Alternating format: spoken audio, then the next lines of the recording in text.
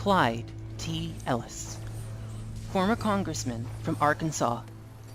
For 25 years, he was general manager of the National Rural Electric Cooperative Association. The Dirty 30s. The phrase was coined where we had the dust storms.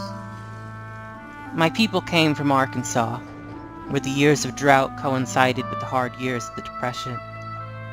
Even the one good year was no good. Everything dried up. The springs, the ponds, the creeks, the wells, the rivers. We saw bank failures everywhere. In my county, all but 3 of perhaps a dozen failed. The most valuable thing we lost was hope. A man can endure a lot if he still has hope. Mountain people are more rigorous than others. We lived a harder life. We had to grow or make most of the things we needed. The country never did lend itself to mechanization. Still doesn't. Rock. We had relatives who just gave up, broke up homes, scattered to different states.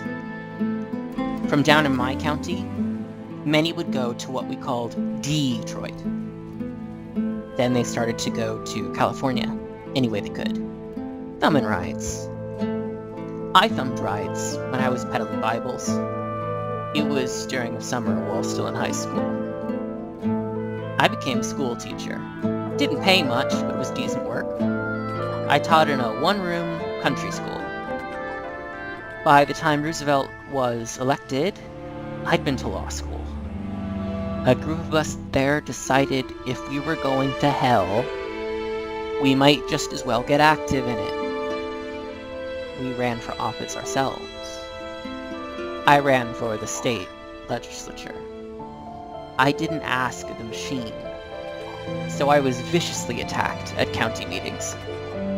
The political and economic establishment were one, but I was elected. The majority in the House were new fellows who had beaten the sitting candidates. We called it the Revolution of 1932 and organized ourselves as Young Turks. I'd been talking about electricity for the people. The little towns hardly had any, just a putt-putt plant that wasn't reliable. The rural people had nothing. We could see the fogs rise over the White River, and when the river was up big, we heard the roar. We knew there was tremendous power going to waste. We had read about hydroelectric plants elsewhere in the world. We talked about it, but there wasn't much we could do. The power companies were against it. Arkansas is probably the state most completely dominated by a power company.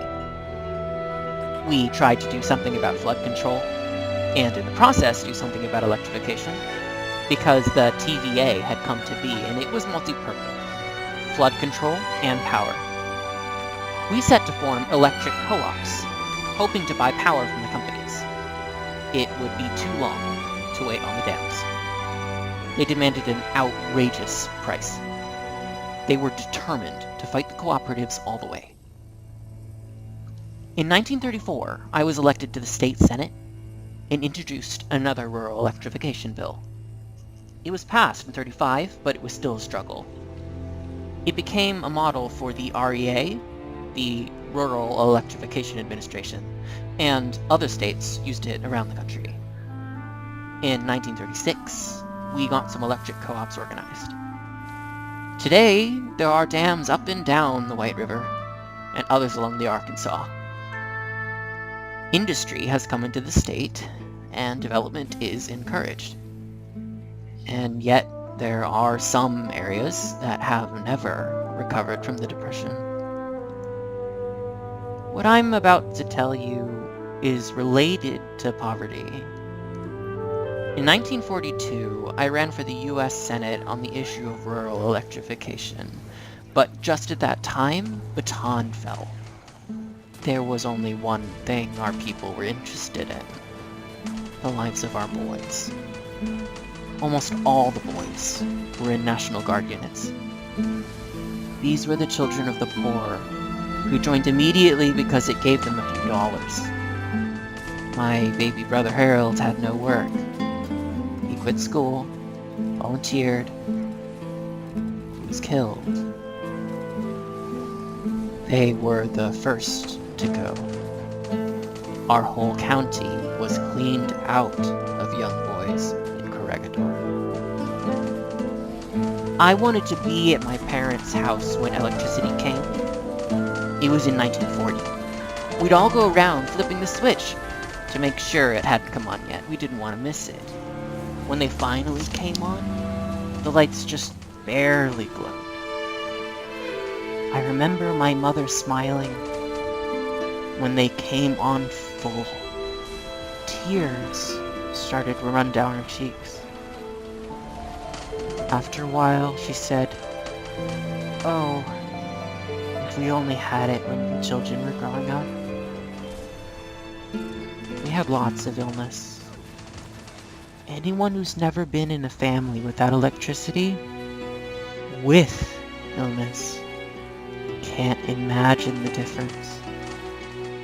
From there, I went to my grandmother's house. It was a day of celebration. They had all kinds of parties, mountain people getting light for the first time. There are still areas without electricity. Coal oil lamps are used with the always dirty chimneys. But there are more and more electric co-ops, which first sprang out of the New Deal. And the power companies are still fighting